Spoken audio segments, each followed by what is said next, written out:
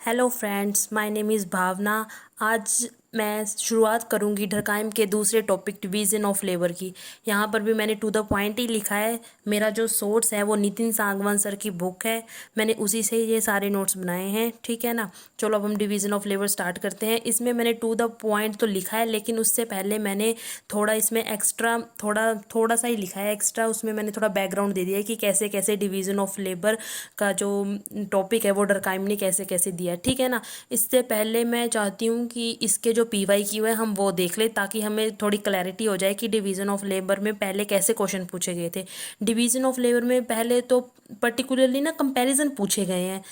इसका कंपैरिजन पूछा गया है, डरकाइम का कार्ल मार्क्स के साथ कंपैरिजन पूछा गया है, और कभी कभार मर्टन के साथ भी पूछा गया है। बस इसमें ज़्यादातर क्वेश्चन कंपैरिजन सही है। As it is question, direct question division of labour पर नहीं आया है कि डिवीज़न ऑफ लेबर पर कोई नोट लिखो, ठीक है ना।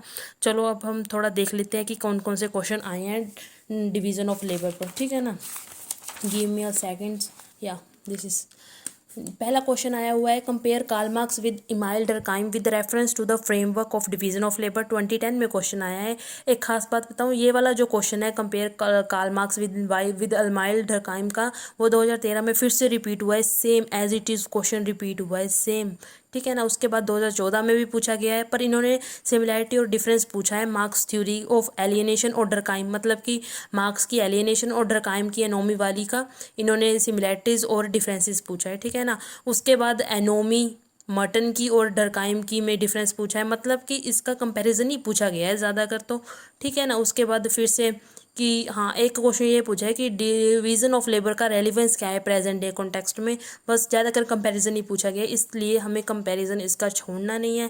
मुझे लगता है कि इसका कंपैरिजन एक बार फिर से आ सकता है 2024 में, ठीक है ना। चलो शुरुआत करते हैं हमारे टॉपिक डिवीज़न ऑफ लेबर की। Yes, here it is. सबसे पहले स्टार्टिंग करते हैं, थोड़ा बैकग्राउंड देख लेते हैं, ठीक है ना। फ्रेंच में ना रिवॉल्यूशन हो गई थी, ठीक है ना। फ्रांस में, सॉरी फ्रेंच बोल दिया, फ्रांस में फ्रेंच रिवॉल्यूशन हो गई थी, ठीक है ना। उससे जो सोसाइटी थी ना, उसमें जो सोशल ऑर्डर बिल्कुल ही डिस्टर्ब हो गया था, ठीक है ना। अपहीवल, उथल पुथल मच गई थी पूरी सोसाइटी में फ्रेंच की, ठीक है। तो क्या हुआ, फिर डरकाइम को चिंता होने लगी कि अब कैसे सॉलिडेरिटी मेंटेन रहेगी, कैसे एकजुटता, सोशल ऑर्डर कैसे नॉर्मल इन शेप में आएगा, ठीक है ना। Durkheim was concerned with the maintenance of solidarity and social order in society, ठीक है ना।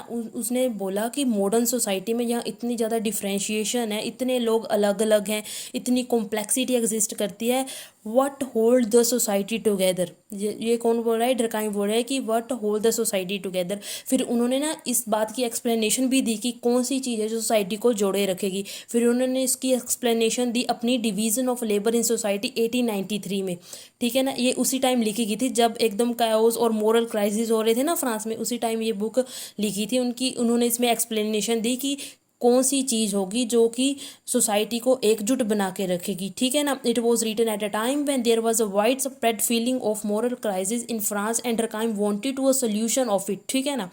उसके बाद और डरकाइम सोल्यूशन लेके आना चाहता था। उसने सारी एक्सप्लेनेशन अपनी division of labour in society 1893 में दी कि कैसे सॉलिडेरिटी बनी रहेगी सोसाइटी में, और जो सोशल ऑर्डर है वो अपनी शेप में वापस आ जाएगा, ठीक है ना। यहाँ थोड़ा यही था, बस इतना सा बैकग्राउंड था कि कैसे कैसे उन्होंने डिवीज़न ऑफ लेबर पर अपनी मतलब कि स्टार्टिंग की, कहाँ से उन्होंने डिवीज़न ऑफ लेबर को कैसे देखा, कहाँ से आया डिवीज़न ऑफ लेबर, ये उसकी थोड़ा बैकग्राउंड था। उसके बाद हम डिवीज़न ऑफ लेबर को स्टार्ट करेंगे उसकी डेफिनेशन से। ये तो हमें पता है, कोई भी चीज़ अगर हम स्टार्ट करेंगे वो डेफिनेशन से ही करेंगे। यहाँ से मेन है कि डिवीज़न ऑफ लेबर होती क्या है। डिवीज़न ऑफ लेबर का सिंपल मतलब है कि जब हम किसी एक्टिविटी को तोड़ देते हैं छोटे छोटे पार्ट्स में या कुछ छोटे छोटे प्रोसेसेस में, ठीक है ना। फिर उन छोटे छोटे पार्ट्स को पर्टिकुलर इंडिविजुअल या कुछ ग्रुप्स उसको पार्ट्स को करते हैं, मतलब कि हम काम बांटना डिवीजन ऑफ लेबर, ठीक है। काम बांट देते हैं और उन काम, अलग अलग कामों को अलग अलग लोग करते हैं, ठीक है ना। यही है कि division of labour is a splitting of activities in number of parts या smaller processes undertaken by different persons और ग्रुप्स, ठीक है ना। इट इम्प्लाइज, अगर हमें पता है कि अगर कोई चीज़ हम अगर हम कम चीज़ करते हैं वो बड़े अच्छे से करते हैं। वही बताया हुआ है कि इससे जब लोग अब थोड़ी थोड़ी चीज़ करने लगे, मतलब सभी ने अपना काम बांट लिया, वो अपने काम में वो निपुण होने लगे, ठीक है ना। इट इम्प्लाइज, वही लिखा है कि स्पेशलाइजेशन होने लगी पर्टिकुलर एक्टिविटी में। It implies specialisation within a particular activity. उसके बाद occupational differentiation is the symbol of division of labour. Occupation differentiation मतलब कि सभी के अलग अलग काम बन गए, अब काम बंट गए, सभी अलग अलग काम करने लगे, ये सिंबल है डिवीजन ऑफ लेबर का। ये सिंबल हमने क्यों बताया, क्योंकि हमें पता है डिवीजन ऑफ लेबर एक सोशल फैक्ट है, और जो सोशल फैक्ट होता है उसकी कुछ रिप्रेजेंटेशन होती है, इसलिए उसका कुछ ना कुछ सिंबल होगा। यहाँ पे occupational differentiation is the symbol of division of labour, ठीक है ना। अब क्योंकि सोशल फैक्ट है, उसके बाद डरकाइम बोल रहे हैं कि डरकाइम कंसीडर करते हैं डिवीजन ऑफ लेबर को एज अ सोशल फिनोमिना। डरकाइम के अकॉर्डिंग जो डिवीजन ऑफ लेबर है वो सोशल फिनोमिना है, और उन्होंने सारी रिजेक्ट कर दी थी जो कि पिछली एक्सप्लेनेशन थी ना, classical new classical economic explanation थी ना डिवीजन ऑफ लेबर के बारे में, वो सारी उन्होंने रिजेक्ट कर दी। जो पहले एक्सप्लेनेशन थी ना डिवीजन ऑफ लेबर की, उसमें सिर्फ इकोनॉमिक एक्टिविटीज़ में ही डिवीजन ऑफ लेबर थी, ऐसा बताया गया था कि सिर्फ इकोनॉमिक एक्टिविटीज़ जो होती है उसमें ही डिवीजन ऑफ लेबर होगी, वो भी प्रॉफिट के लिए, ठीक है ना।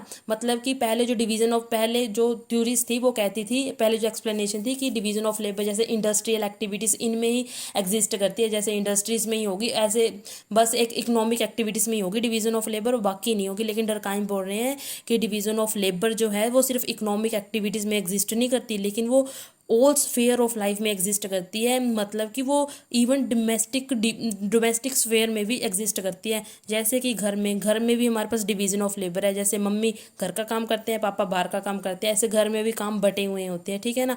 इसलिए क्योंकि ये एक, इसलिए जो बोल रहे हैं हमारे पास डरकाइम की ये एक सोशल फिनोमिना है, ठीक है ना। मतलब कि जो डिवीजन ऑफ लेबर है ना वो हर एक लाइफ के हर एक स्फेयर में एग्जिस्ट करती है, ठीक है ना। इस तरह मैं यहीं पे अपना समाप्त करती हूँ डिवीज़न ऑफ लेबर का। जो थोड़ा जनरल बैकग्राउंड था, अब हम दूसरी वीडियो में देखेंगे कि अब हम प्रूव करेंगे कि डिवीज़न ऑफ लेबर एक सोशल फैक्ट है, ठीक है ना। प्रूव करेंगे अगली वीडियो में। इस वीडियो को मैं 4 पार्ट्स में कवर करूंगी। पहले में तो जनरल एक्सप्लेनेशन दे दी, उसके बाद हम प्रूव करेंगे सेकंड में कि सोशल फैक्ट कैसे है डिवीज़न ऑफ लेबर, इसको प्रूव करेंगे। थर्ड वे में देखूंगी कि जो डिसफंक्शंस ऑफ सोशल फैक्ट, मतलब कि सोशल फैक्ट की अब नॉर्मल फॉर्म भी है, वो भी देखेंगे हम। उसके बाद फोर्थ में क्रिटिसिज्म करेंगे। इस तरह हम धीरे धीरे अपनी वीडियोज़ को कवर करेंगे। Thank you. अभी मैं यहीं पर समाप्त करती हूँ। अगर अच्छा लगे तो लाइक करें, सब्सक्राइब करें प्लीज़। मेरे सब्सक्राइबर नहीं बढ़ रहे हैं, जल्दी से सब्सक्राइब करें ताकि मैं और वीडियोस लेकर आऊँ आपके लिए। Thank you. Have a nice day.